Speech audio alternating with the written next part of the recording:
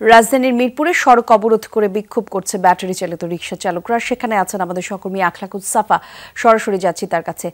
সাফা, একটু জানাবেন বিক্ষোভকারীরা কতক্ষণ ধরে অবস্থান করছেন সেখানে, তাদের দাবি সম্পর্কে মূলত আমাদেরকে একটু বিস্তারিত জানাবেন। মাঠের অলরাউন্ডার আমি, আর ঘরের অলরাউন্ডার টাইলক্স টয়লেট ক্লিনার। ওই সকাল থেকে আপনারা যেই দাবি শুনছেন একই দাবি মিরপুরে যারা এই অবরোধ করেছে তাদেরও দাবিটা একই। সেটি হচ্ছে তারা বলতে চাচ্ছেন ব্যাটারি চালিত যে অটোরিকশা যেটি বন্ধের সিদ্ধান্ত দেওয়া হয়েছে এই সিদ্ধান্তটি ফিরিয়ে নিতে হবে এবং এখানে মিরপুর এলাকায় 1 লাখের মতো ব্যাটারি চালিত অটোরিকশা চলে এবং এই 1 লাখ রিকশার সঙ্গে 1 লাখ চালক আছেন এবং তাদের প্রত্যেক পরিবারে 4-5 করে সদস্য আছেন। সব মিলিয়ে 5 লক্ষের মতো 4 থেকে 5 লাখ মানুষের মানুষের রুটি রুজি এবং খাওয়ার ব্যবস্থা হয় এই রিকশাগুলো থেকে। এবং এছাড়াও এই রিকশার মেরামতের সঙ্গে যারা জড়িত যে ওয়ার্কশপগুলো আছে সেই ওয়ার্কশপগুলোতেও যারা কাজ করেন তারা একেবারেই একদিনের মধ্যে তারা বেকার হয়ে পড়েছেন এবং তারা বলছেন যে এই তাদের যে ব্যাটারি চালিত অটোরিকশা সেই রিকশাগুলোতে কয়েকদিন যাবৎ পুলিশ এবং সেনাবাহিনী তারা বিভিন্ন জায়গায় অভিযান করছে। অভিযান করে তাদের রিকশার ব্যাটারি এবং মোটর যেগুলো আছে সেগুলো খুলে নিয়ে যাচ্ছে।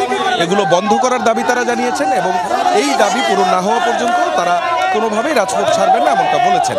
মিরপুর 10 নম্বরের যে জায়গা সেখানে কিছুক্ষণ অবরোধ ছিল, সেখান থেকে সরিয়ে দেওয়ার পর এখন আমরা দেখছি মিরপুর 12 নম্বরের দিকে যেই 11 নম্বর থেকে 12 নম্বরের দিকে যে রাস্তাটি এই রাস্তাটিতে অবরোধ করা হয়েছে এবং এইখানে রিকশা চালকরা কি বলতে চাচ্ছেন এটা আমি আপনাকে এরই মধ্যে বললাম।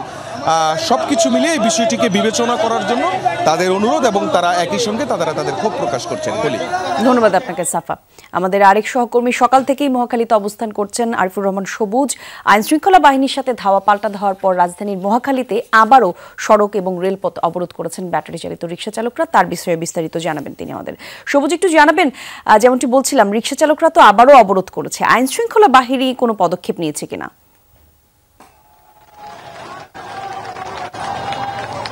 আইনশৃঙ্খলা বাহিনী সকাল থেকেই আসলে চেষ্টা করে যাচ্ছে, তাদেরকে বোঝানোর চেষ্টা করা হচ্ছে তারা যেন রাস্তা থেকে সরে যান, অর্থাৎ যান চলাচলের যে প্রতিবন্ধকতা তৈরি হয়েছে সেই প্রতিবন্ধকতাটা যেন না থাকে সেই জায়গাটি বোঝানোর চেষ্টা করছেন এবং তাদের যে দাবি দেওয়া সেটি নিয়ে উপর মহলে কথা বলবেন সেই আশ্বাসও দেয়া হচ্ছে।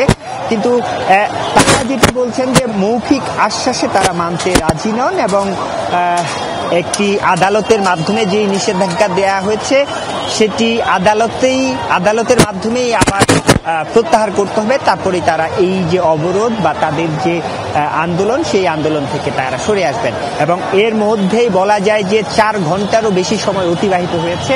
এই যে গুরুত্বপূর্ণ একটি মোড়, মহাখালীর যে মোড়টি রয়েছে এখানে বেশ কয়েকটি সড়ক কানেক্টেড, সেই সড়কের প্রত্যেকটি সড়কের আসলে যান চলাচল একেবারেই স্থবির হয়ে রয়েছে। যারা এই পথে যাতায়াত করছেন বাধ্য হয়েই হেঁটেই পাড়ি দিতে হচ্ছে এবং সবচেয়ে যে ভোগান্তিটি হচ্ছে এখানে সড়ক পথের পাশাপাশি রেলপথও একেবারে বন্ধ করে দেওয়া হয়েছে এবং যেহেতু সড়কেও কিছু অটোরিকশা চালক অবস্থান নিয়েছে, রেল লাইনের উপরেও অবস্থান নিয়েছে একইভাবে। সেই কারণে সকাল থেকে যে ট্রেনগুলো, একটি মাত্র ট্রেন ঢাকার ভেতরে কমলাপুর রেল স্টেশনে যেতে পেরেছে, এরপরে আসলে কোনো ট্রেনেই ঢাকা থেকে ছেড়ে যেতে পারেনি এবং ঢাকার বাইরে থেকে ঢাকায় প্রবেশ করতে পারেনি। আমাদের কাছে যে তথ্য রয়েছে রেলওয়ের কর্মকর্তারা যেটি বলছেন 10 জোড়া ট্রেন অর্থাৎ 20টি ট্রেন বিভিন্ন স্টেশনে এখন অর্থাৎ ঢাকা থেকে বা ঢাকার বাইরে থেকে ঢাকায় ঢোকার জন্য অপেক্ষারত আছে। এবং সর্বশেষ যেটি পরিস্থিতি, ঘণ্টাখানেক আগে এখানে সেনাবাহিনী পুলিশের সঙ্গে এই আন্দোলনকারীদের ধাওয়া পাল্টা ধাওয়ার ঘটনা ঘটেছিল।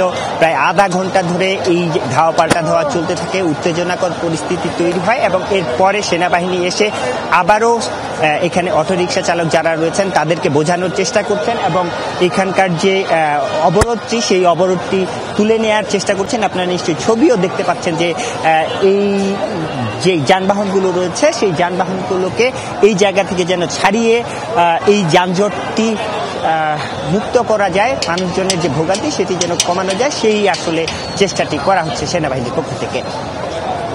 ধন্যবাদ আপনাকে সবুজ।